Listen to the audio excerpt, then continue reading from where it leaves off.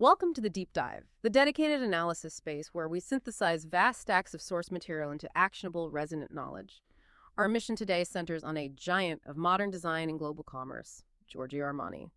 We are distilling the life, the work, and the truly unprecedented influence of a figure whose span from 1934 to 2025 perfectly encapsulated the transition of high fashion from niche artistry to global lifestyle enterprise. When you analyze the architects of contemporary elegance and power dressing, the name Giorgio Armani is just inescapable. He is recognized universally as one of the most influential designers. And what we have gathered in our material really illuminates the exact process by which he built that staggering multi-industry reach. We're talking about a transformation that goes far beyond just designing a successful garment. Exactly. If we step back and look at the trajectory our sources present, they illustrate Armani not just as a remarkable gifted creative, but as a deeply astute business strategist, a potent cultural force, and perhaps most notably, an ethical pioneer in an industry notoriously slow to adopt moral standards. We're examining how he fundamentally redefined what elegance meant, moving it from rigid tradition to a fluid modernity, and how he then scaled that vision into a global empire that touched everything from clothing production to the world's tallest buildings. Okay, let's establish the central design concept right away because it's the physical, tangible idea that launched everything. He is known for introducing and championing the minimalist, deconstructed silhouette. Specifically, we're talking about jackets and suits that were softened, stripped down, and redefined both masculine and feminine elegance into a supremely contemporary form. That loose, almost casual structure became the Armani signature. To truly grasp the vision of the man who became known as King Giorgio, we must begin at his earliest roots. He was born on July 11th, 1934 in Piacenza, then part of the Kingdom of Italy. And crucially, his beginnings were modest, spent growing up amidst the scarcity and chaos of World War II. The sources really emphasize that his experience of wartime poverty and instability fundamentally shaped his later design philosophy and, his business austerity. Yeah. This was not a privileged entry into the world. What's particularly traumatic, as noted in several biographies, is the direct impact of the war on his youth. He suffered a severe burn injury, and even more tragically, a close friend was killed by the detonation of an unexploded artillery shell. These traumas they instilled a deep sense of resilience, but also a precise appreciation for structural integrity and human vulnerability. You can see it in his work. It's wild to consider that his initial ambition was entirely disconnected from the world of fabric and runway shows. He was aiming for a career in medicine. We learned that this decision was heavily inspired by A.J. Cronin's seminal novel about medical ethics, The Citadel. This led him to enroll in the Department of Medicine at the University of Milan. The precision, the demand for excellence, and the understanding of the human body that medicine requires. You can see how that aesthetic translated later into his tailoring. Exactly. That's a crucial analytical connection. The medical path requires rigor and, structural knowledge, traits that would define his jackets. However, after 3 years in 1953, he made a definitive choice to leave the university. He subsequently joined the Italian army, and due to his existing medical training, he was assigned to the military hospital in Verona. While stationed there, he experienced the local culture, including attending shows at the historic arena. This entire experience seems to have convinced him that his future lay in aesthetics and culture, not in clinical practice. So he makes this pivot, and his entry into the fashion world begins in 1957, but he truly started from the ground up. He took a job as a window dresser and sales clerk at La Rinascente, which was Milan's leading upscale department store. This was his true schooling in commerce and consumer desire. That period at La Rinascente was indispensable. It provided him with the foundation of modern marketing. His initial role as a window dresser meant he was responsible for presenting the newest concepts in clothing to the public. The sources specifically highlight his early exposure to the innovative textiles, clothing, and home furnishings of the Finnish company, Marimekko. Marimekko, right, they were huge. Huge, and they were redefining functional modern design with bold prints and simple shapes. This exposure was a catalyst, showing him how fashion could be functional, democratic, and conceptually minimalist, which, strongly influenced his later designs. And he didn't stay locked in window dressing. He shifted into a seller role in the menswear department. This move was pivotal because it put him directly in front of the consumer. He was getting critical, first-hand knowledge of the commercial aspects of the fashion industry, understanding market trends, customer psychology, and what makes people actually open their wallets. This wasn't just a job, it was his professional training ground. Right, and by the mid-1960s, having mastered the retail side, His design abilities were recognized, leading him to transition to designing menswear for Nino Cerruti. But this was an incredibly demanding period. For the next decade, while working for Cerruti, Armani also intensely freelanced, contributing designs to as many as 10 manufacturers simultaneously. 10 at once. 10 at once. This workload forced him to synthesize various house aesthetics while rapidly honing his own signature style, achieving clarity and speed in his design process. This brings us to the crucial relationship that enabled his transition from high-level freelancer to independent entrepreneur. In the late 1960s, he met Sergio Gagliotti, an architectural draftsman. This was the inception of a powerful, long-lasting personal and professional partnership. Gagliotti was the essential catalyst for the business. While Armani had the design talent and the work ethic, Gagliotti had the commercial vision and the persuasion. The sources make it clear that it was Gagliotti who pushed him out of the safe world of freelancing. In 1973, Gagliotti persuaded Armani to formally open a freelance design office in Milan at 37 Corso Venezia. This move instantly professionalized his operation. And that professionalization led to an explosion of work. They took on extensive contracts for multiple fashion houses, including important names like Allegri, Hilton, and Gibeau. But the real breakthrough came on the runway. Precisely.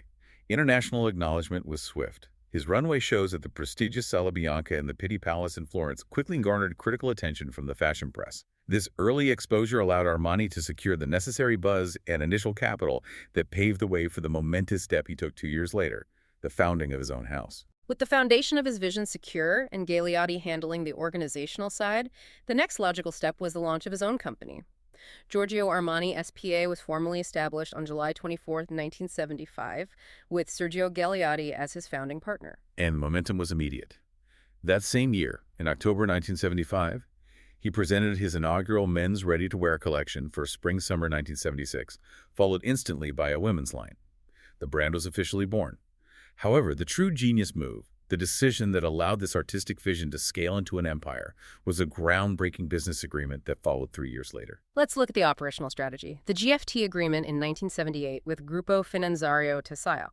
This is not just a footnote, this is a paradigm shift in how luxury fashion operated.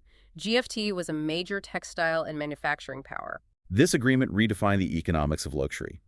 Traditionally, high fashion was produced slowly, exclusively, almost by hand expensive, and difficult to scale.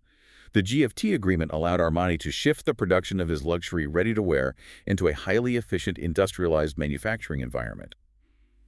Crucially, though, the agreement was structured so that Armani retained extremely close personal supervision over the entire production process. He did not sacrifice quality for volume, he demanded both.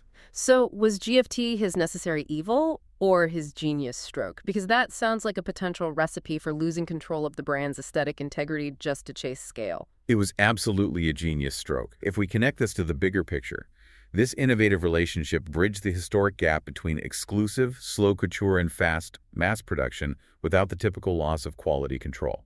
The ability to guarantee high-end finishing and precise tailoring while leveraging industrial manufacturing capacity is what allowed Armani to rapidly globalize and satisfy the surging international demand his unique style had created.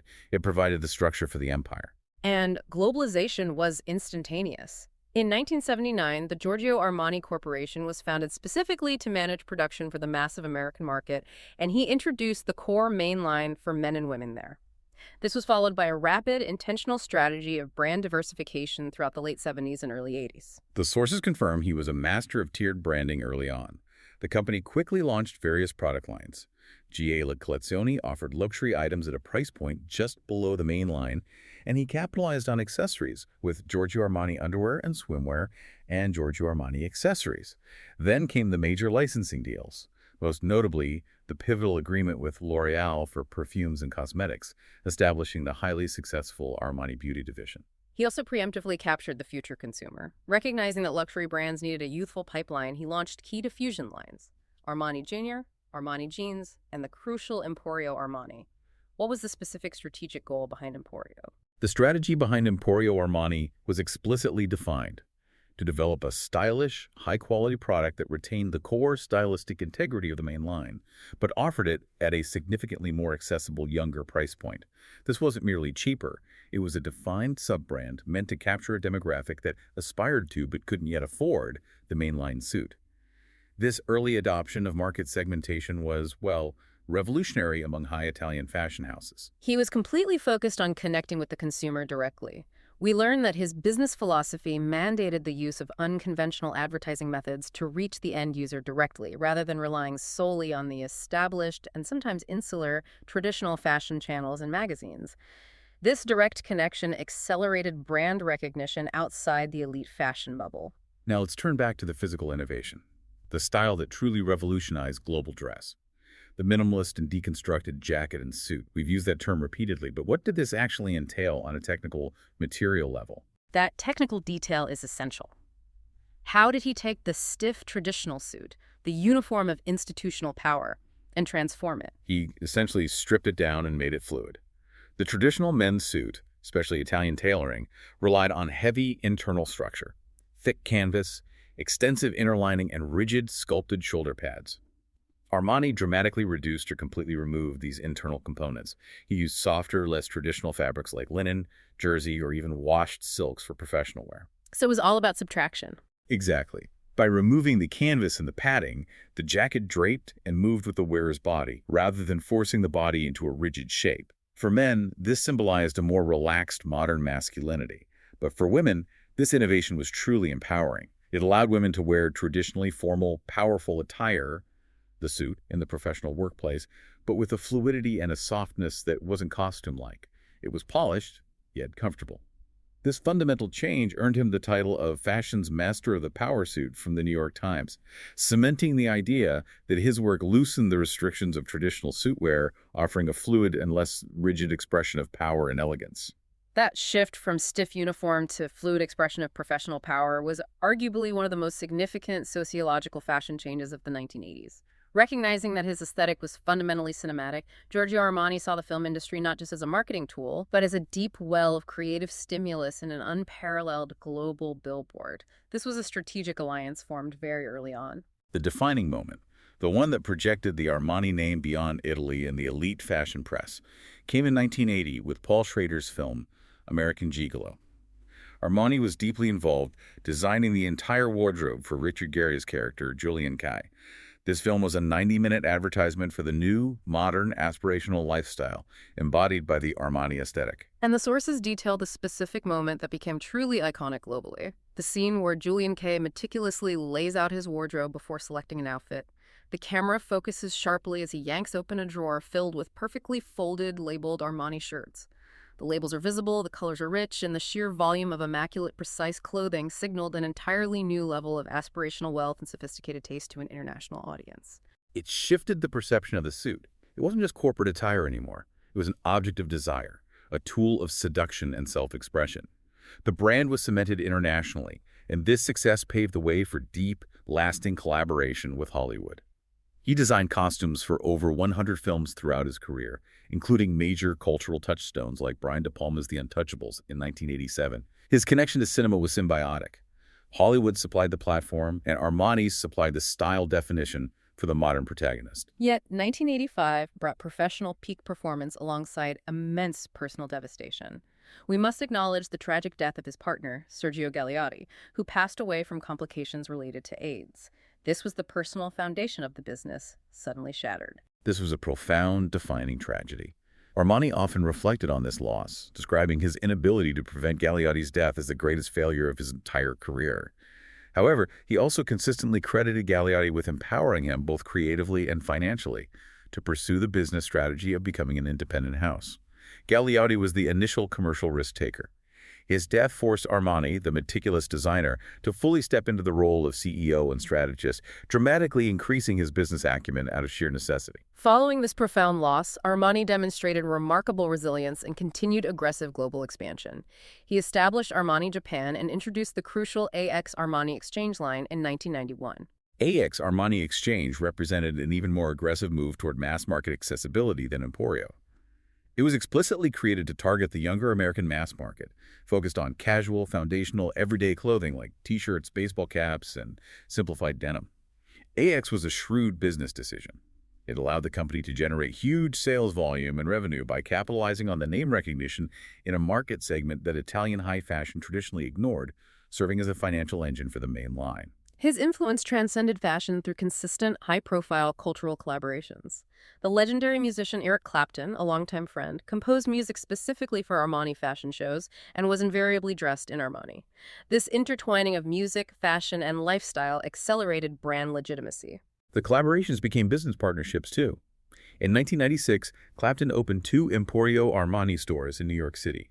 The blurring of celebrity endorsement and genuine partnership was key.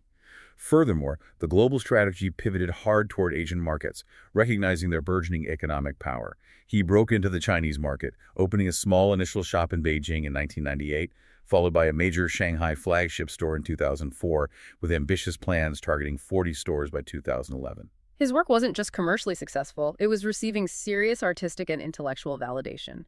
The Oxford Art Journal specifically noted the influence of Japanese design philosophy on some of his work, highlighting his willingness to draw inspiration from international non-Western aesthetics, particularly the quiet minimalism of Japanese architecture and textiles. And this journey culminated in perhaps the most significant institutional validation of his career in the early 2000s. The Guggenheim Museum in New York hosted a major retrospective exhibition of Armani's work. This was a critical milestone. It was the first such honor given to a living designer. The attendance numbers underscore its importance, averaging a staggering 29,000 visitors per week. That exhibition fundamentally shifted the public dialogue, moving his work from the category of mere clothing into the realm of art and cultural history. It cemented the idea that Armani was a structural designer whose aesthetic principles deserve museum-level preservation and academic study, much like architects or sculptors. As his empire matured, Armani began to use his formidable platform to advocate for crucial ethical standards within the industry, marking him as a genuine and rare pioneer in this space. This commitment was catalyzed by a tragic and sorrowful event in 2006. The sources recount the death of model Anna Carolina Reston, who had worked for his company and, sadly, succumbed to anorexia nervosa. This deeply affected the entire fashion world, forcing a confrontation with the industry's harmful standards of extreme thinness. His response was immediate, decisive, and industry-defining. In 2007, Armani took a landmark step, becoming the very first designer to implement a strict policy banning models with a body mass index, or BMI, under 18 from participating in his shows. This was a crucial, measurable policy change aimed squarely at promoting healthier body standards within a competitive and often destructive industry. This focus on responsibility extended to environmental issues as well. In 2011, he accepted Livia Giugioli-Firth's high-profile Green Carpet Challenge. This initiative aimed to showcase sustainable fashion design from recycled materials and ethically sourced fabrics. For the challenge, Armani designed both a spectacular dress for Firth and a matching tuxedo for her then-husband, actor Colin Firth, demonstrating that luxury and environmental responsibility were not mutually exclusive. The later phase of his career was dominated by phenomenal brand diversification into the immersive lifestyle space, moving far beyond traditional fashion. This culminated in the ambitious Armani Hotel collection. This was the ultimate realization of the brand as a complete experience. In 2005, Giorgio Armani S.p.A. entered a long-term licensing agreement with Emaar Properties PJSC, one of the world's largest real estate developers, to establish a global collection of luxury hotels and resorts. While Emaar handled construction and management, the contract stipulated that Armani retained absolute, non-negotiable creative control. What does creative control mean when you're designing a skyscraper hotel? It means everything, right down to the towels. Absolutely. It means the guest is living inside the Armani aesthetic. The flagship property opened in 2010, the Armani Hotel located within the Burj Khalifa in Dubai. It occupied the bottom 39 floors of the world's tallest tower, encompassing 160 guest rooms and suites and 144 luxury residences. Every element, from the wall textures to the light fixtures, was dictated by Armani, utilizing furnishings sourced from his specialized Armani Casa home collection. It was the physical manifestation of his minimalist, sophisticated style in architectural form. This expansion shows his ability to curate sensory experiences across incredibly diverse sectors. He even ventured into music curation with the Emporio Armani Cafe compilations. These were not just background music, they were conceptual statements. These were a series of special CD compilations, personally curated by Armani alongside DJ sound designer Matteo Ceccarini. The music featured a mix of underground electronic rhythms and conceptual sounds, designed to provide a cohesive sensory environment within the cafes and stores, enhancing the brand atmosphere. This commitment to curated detail extended even to the most luxurious items. In 2019, he introduced his first fine jewelry collection during Haute Couture Week in Paris. And the fine jewelry wasn't just an exercise in glittering stones. What were the specific aesthetic references? The 2022 jewelry collection, named Josephine, was inspired by Josephine de Beauharnais, signaling a reference to historical, understated French elegance. The pieces incorporated highly specific motifs and materials, including paisley patterns, the subtle milky color of chalcedony, and understated gray diamonds. This demonstrated a commitment to historical nuance and textural restraint, even in the most opulent product category. Beyond luxury and art, sport was a massive and highly visible area of focus for Armani, especially in Italy. He was not just a designer for teams, he became deeply involved as president and supporter of the Olimpia Milano basketball team, which famously won 6 Serie A titles under his tenure. His sports enthusiasm was personal and public. While he was a known fan of the football club Inter Milan, he specifically cited Olimpia Milano as his favorite sporting venture, because in his view, it helped to unite the city of Milan. This sense of civic pride and commitment was always central to his brand identity. And his involvement was global and pervasive. He designed custom suits for the England national football team not once but twice, and for players of the London club Chelsea FC beginning in 2007. Crucially, he designed the official uniforms for the Italian Olympic and Paralympic teams for the 2006 Winter Olympics in Turin and again for the 2012 Summer Olympics in London. He maintained this commitment to his roots, also designing for the football club of his birthplace, Piacenza Calcio, 1919. In his final years, his high-profile partnerships continued, notably becoming the official supplier to the Scuderia Ferrari Formula One team in 2021, providing official and travel ensembles. His final sport partnership design was executed with Juventus.